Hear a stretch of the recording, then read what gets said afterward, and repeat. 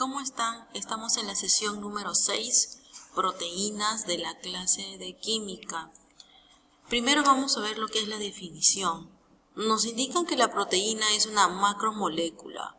Una macromolécula porque es un conjunto de varias moléculas, que está formada por 4 elementos: el carbono, el hidrógeno, el oxígeno y el nitrógeno. Pero además también se podría unir con el azufre, con el fósforo y con el hierro, además de otros menores.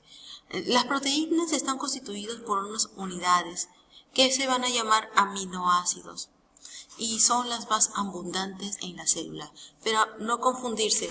Una cosa es decir que una biomolécula, como la proteína, que es orgánica, es la más abundante en la célula, y decir que una biomolécula inorgánica es la más abundante, como el agua. Ahí hay una diferencia. El agua es inorgánico y la proteína orgánica, porque dentro de su estructura tiene los carbonos.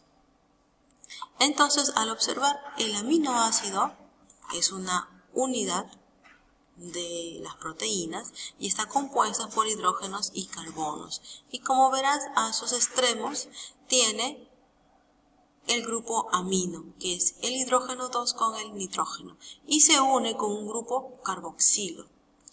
Esta unión se va a dar a través de un enlace que se va a llamar enlace peptídico, ¿sí?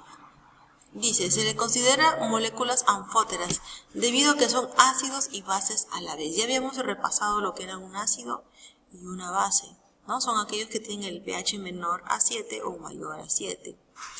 De los 20 aminoácidos existentes, algunos son esenciales para la nutrición, porque son sintetizados por nuestro metabolismo. Es decir, que los otros no son procesados por el metabolismo, por lo tanto no va a ser de gran valor nutricional, solo algunos pocos. Y aquí observamos el conjunto de los 20 aminoácidos que existen, ¿no? Tenemos los esenciales y se dividen en no esenciales. Y como mencionamos hace un momento, el enlace que va a haber entre los aminoácidos se va a llamar enlace peptídico y une a un grupo amino y a un grupo carboxilo. ¿Por qué? Porque se va a dar el enlace del agua. Y esto lo vamos a ver en un gráfico. Bien, y ahora les muestro cómo se va a formar el enlace peptídico. Aquí observamos a un aminoácido y como verán en sus extremos tiene 2 moléculas de oxígeno y un hidrógeno. Y aquí tenemos otro aminoácido que en su otro extremo tiene un hidrógeno y otro hidrógeno, en total 2. ¿Qué pasa cuando estos se unen?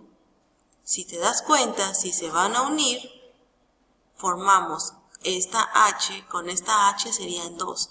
H2O, esto está formando una molécula de agua. Entonces los aminos se forman por una molécula de agua. Esta unión se le va a llamar enlace peptídico. Aquí lo que tú ves con R. ¿Ves? Estamos reemplazando. Por ejemplo, aquí vemos N, vemos la C, otra vez la C, la O, N. Esta N es la que se viene en este lugar. ¿Por qué? Porque se liberó una molécula de agua y se unió.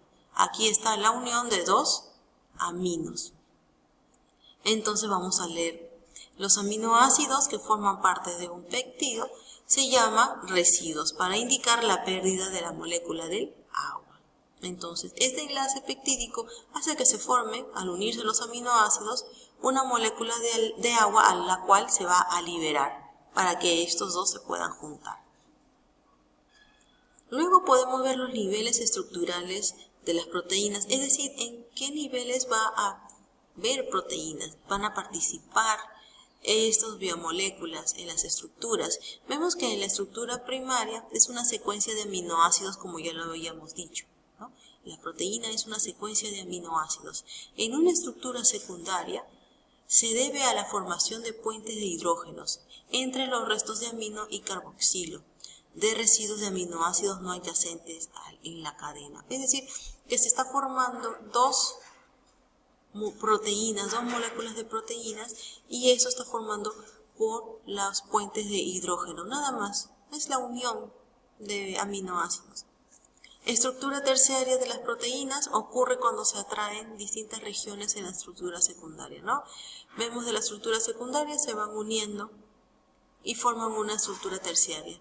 Y la estructura cuaternaria de las proteínas se debe a que la proteína consta de más de una cadena polipeptídica. Significa que hay varios aminoácidos unidos y por lo tanto va a haber varios enlaces peptídicos. Clasificación. En su estructura podemos ver que las proteínas pueden ser heteroproteínas. Significa que hay una parte que es proteína y otra parte que no lo es. Esa parte que no es una proteína se va a llamar protético. Y acá tenemos algunos ejemplos como los glucoproteínas, que forman los anticuerpos, interferones, entre otros, lipoproteínas, HDL, LDL, los hemoproteínas, hemoglobina, citocromos, mioglobinas, metaloproteínas, hemocianina y las fosfoproteínas, caseinina y vitelina. Ustedes dirán estos nombres extraños, ¿no? Pero en un rato los voy a explicar. Y los holoproteínas, que están formados solamente por proteínas. Y aquí vemos dos divisiones, una que tienen forma globular y otra que tienen forma de fibra, son fibrosas. Las fibrosas son las que más se conocen, ¿no? Los colágenos, las queratinas y las elastinas. Globulares, las más conocidas aquí son las enzimas, las hormonas, luego vienen las gluteínas y las prolaminas. Entonces, en esta clase, ¿tú qué tienes que tener claro? Tienes que tener claro qué cosa es la unidad de las proteínas. Ya habíamos dicho que la unidad de las proteínas es un aminoácido. ¿Cómo se llama el enlace? Es decir, lo que une a las proteínas, lo que une a esos aminoácidos, se va a llamar enlace peptídico. ¿Y cuáles son las funciones de las proteínas? Aquí te las muestro en forma más didáctica, ¿no? Nos indican que las proteínas son nutrientes, como todos lo sabemos, y tienen función reguladora, porque va a actuar como una hormona, o sea, participa en la estructura de las hormonas.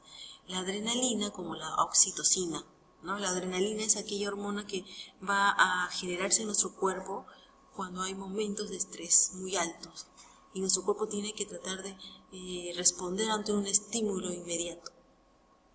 Una función transportista, porque va a transportar nutrientes. ¿Y cómo lo va a hacer? A través de la hemoglobina y la globulina.